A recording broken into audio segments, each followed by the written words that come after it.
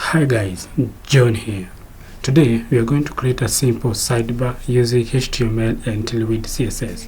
So we start by creating the basic HTML markup, and then here I'm giving the web page title, and I'm going to call it simple sidebar.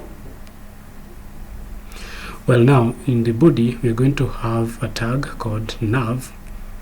And before we do that, let's link to the Tailwind CDN. I'm just going to grab this specific line of code here. I'm going to provide a link to get or grab that CDN, so you can have it in the head of your HTML if you'd like to use that. Remember, you can also download or install Tailwind CSS if you'd like to use it, but the simplest way is just to use the CDN and place it in the head of your HTML.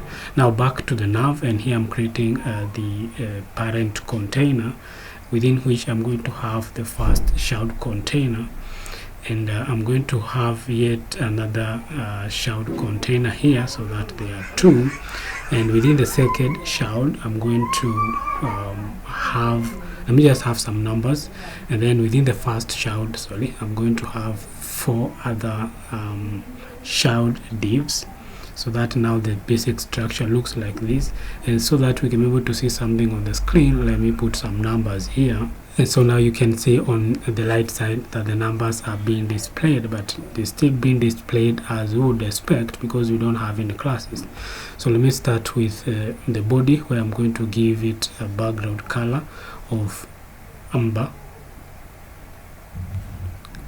so that is like light orange. And then I'm going to start with the nav, where I'm going to give it again BG color. This will be still orange but 400, so this will be visible like you can see.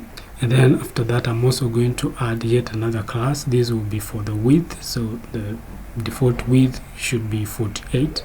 And I'm also going to define the height, which should be the height of the screen. So I'm going to say hey screen.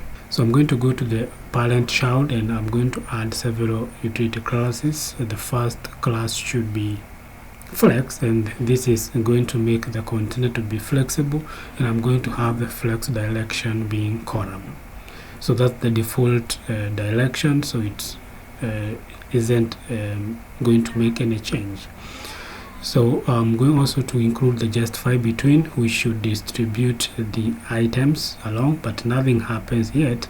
But if I apply the heading screen, that is the height of that specific container, you notice that number 2 moves to the very bottom of that container. I'm also going to add a py, that is padding top and bottom, of 4, and a px of 4, that is the padding right and left. That didn't work, and as you can see, they're both the same. The py and the p4, they are of the same size, so it's better I just say p4. So that is going to have a padding all around that container, or the values that we have. So now moving on to the other child container, I'm going to have the classes. So this is now going to target the nav rings. So first I'm going to have them flex in a row, or rather in a column, and that's the default again, so you will not see anything change. And I'm going to get into the child container here, and I'm going to have 2 more child containers. So this is now the one that is going to have the home icon and the name home. So I want to grab an SVG icon, and here I'm heading on to hero icons, and I want to grab the home SVG. So I grab that, and I'm going to have it within the first child container that we are having here.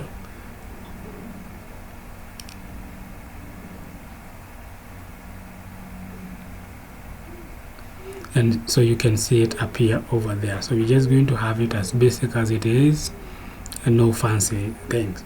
Then below that, we need to have the container that's going to house the name, and that's the name home. But now you see they are one on top of each other, but we now need to change the direction to row, and by just adding the flex, it makes them to be aligned in a row. And to add a space in between them, I'm going to use the space X of 4, and that applies a space in between the icon and the text. So now that we have the template of what we need, I can get rid of this, and down here I'm going to just grab the template, and I'm going to duplicate that several times depending on how many link items I need. So these are the link items that we have, and so now I'm also going to add a space in between them, or that is top and bottom of 4. Well, that is complete. Let me just rename the list here, so at least they make sense. Well, that is working fine. So we can just determine the font weight. So we're going to give it a font weight of, let's see, bold, not that good. Let me just give it a semi-bold. Yeah, that looks fine. So that now the home, maybe, which is active, we assume it's active right now, we can give it the weight of bold, so it stands out from the list. Well, that's working fine there, so we can move on to the next, and this is the bottom item here, where I'm going to add the logout. And let me just have the text and an SVG icon. In that case, I'm going to create 2 shout containers within the parent container here. The second one should have the name logout, and the first one is going to have the logout SVG icon, which I'm going to grab from the hero icons. So have it there. And if I go back and refresh that, you see that they are appearing one on top of each other. So we need to fix that by applying a class of flex that makes them to flow in a row, or have a direction of flow, and that's fine. And then we can add a space in between them, so we do space X4, which add a space, and then we can have the weight or font weight being semi-bold. Great. So that's working fine there. And so the next thing can be the responsiveness. So we want it to be responsive based on the device it's being viewed on. So what we can do is we can target the medium breakpoint here, and I'm going to give the medium to have the width of 48, while on mobile it should have a width of 14. So as you can see there, it has a width of 14 right now because we are viewing it on a very small size. Then we target the shout container here, and so we're going to have that hidden. So the intention here is to hide the text and only show the SVG icon on mobile, while on the desktop or laptop we show both the SVG icon and the text. So that's what I'm trying to achieve here. And so what I just need to do, just a minute as I figure this out, I'm going to give each and every link item a class of hidden. So that's going to make it hidden. So and on hover, but I don't want it to hover, so instead of hover, I'm going to target a breakpoint, and that is the MD breakpoint.